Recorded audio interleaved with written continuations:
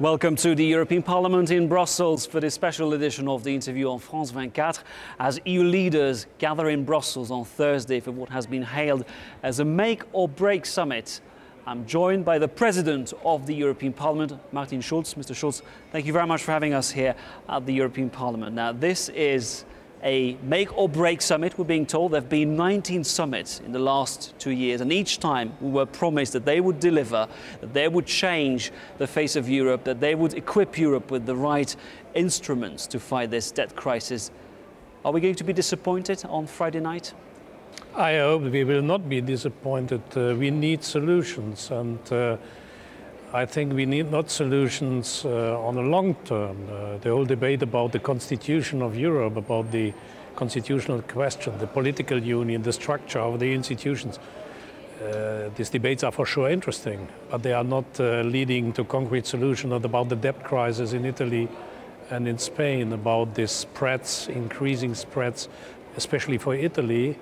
And therefore, I hope that with the proposal José Manuel Barroso and I, on behalf of the two communitarian institutions, Commission and Parliament, will make to sign an interinstitutional agreement between the three institutions, Council, Commission and Parliament, to deliver short-term solutions. I hope that it will be adopted. And very concretely, what do you want to see happen? As you said, Spain and Italy's borrowing costs have risen to unsustainable levels.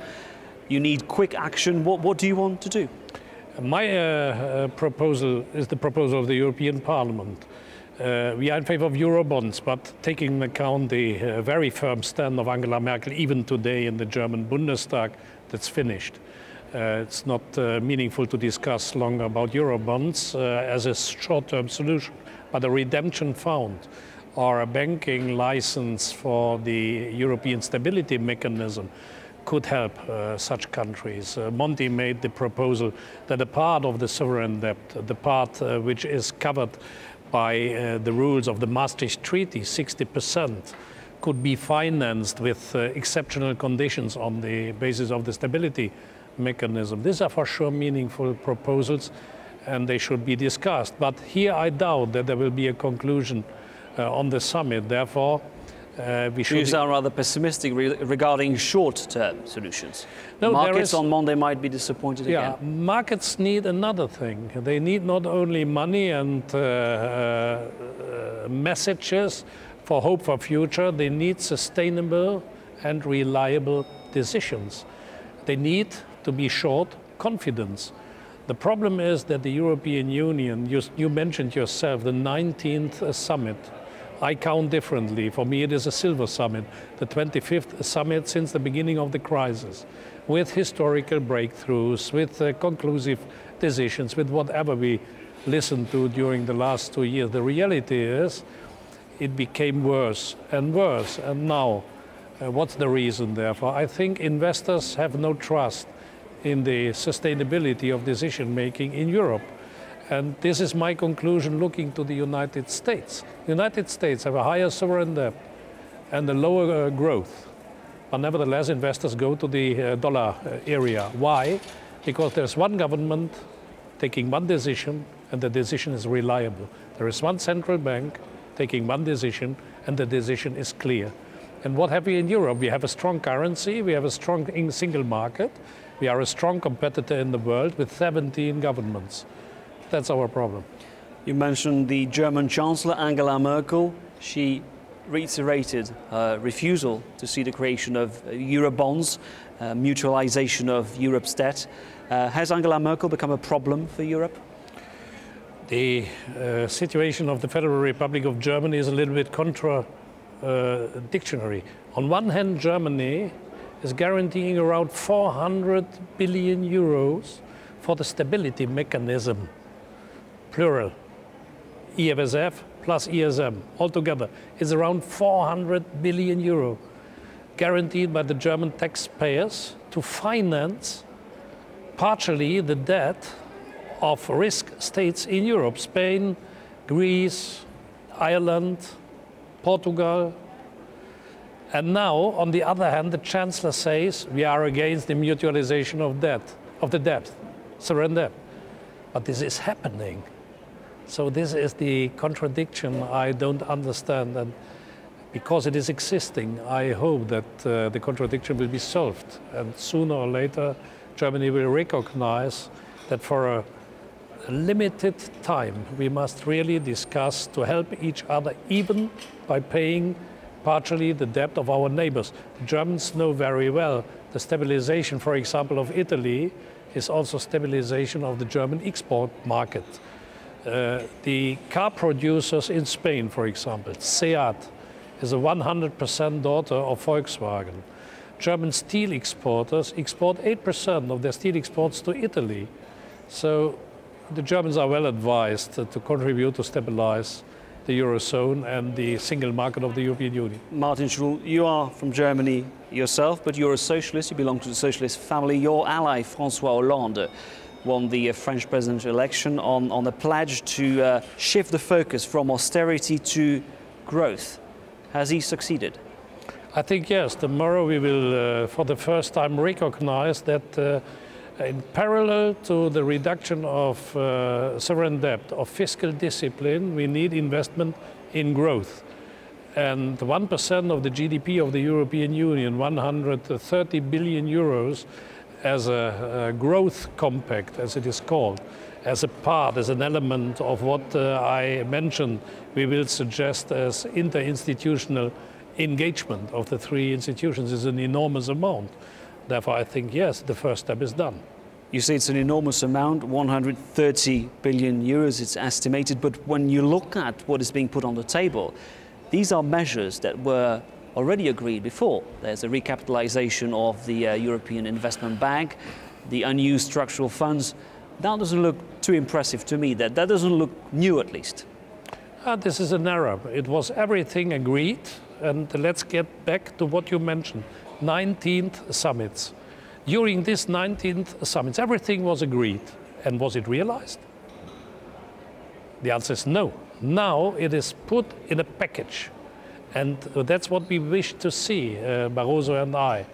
An agreement, a binding one, interinstitutional agreement means a contract between the three institutions that this is a package including the decisions we just discussed, adopted 2 years ago, half a year ago, nothing happened. Now we put it in a package binding, and then it is the first step.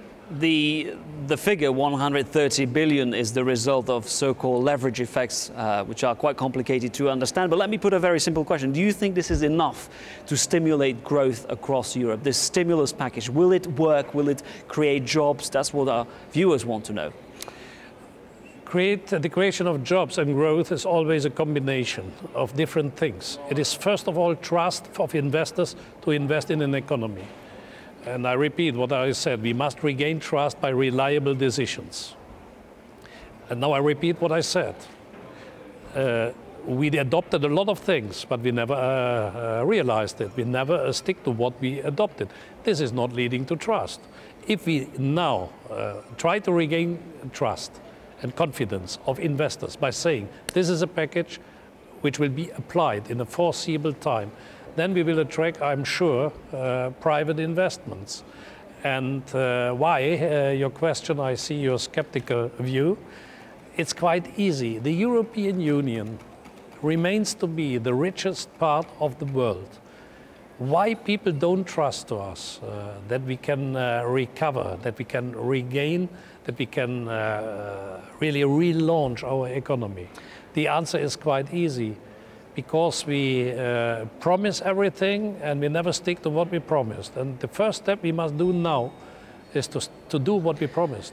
Martin Schul, in exchange for more solidarity, Angela Merkel has made it clear she wants a further integration of Europe. She wants new powers to be handed over to the European institutions. Doesn't this pose a democratic question for Europe's citizens? Quite clear. But here I agree with Angela Merkel. We need a deeper integration. But I have no illusion.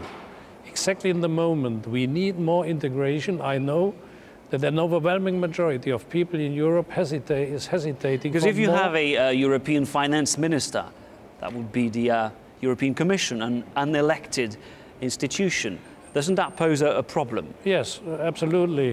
We have a finance minister, by the way, in Europe. Olli Rehn, the commissioner for budget and, pardon, not for budget, for money, for the monetary union. But he doesn't have the rights to rewrite the budget as is proposed by Angela Merkel. But he can a lot intervene in the national draft budgets, what he is doing, by the way. And he is accountable to the European Parliament. But one thing to conclude, what I started, we need deeper integration. What does it mean, deeper integration? We must try to be understandable for our voters.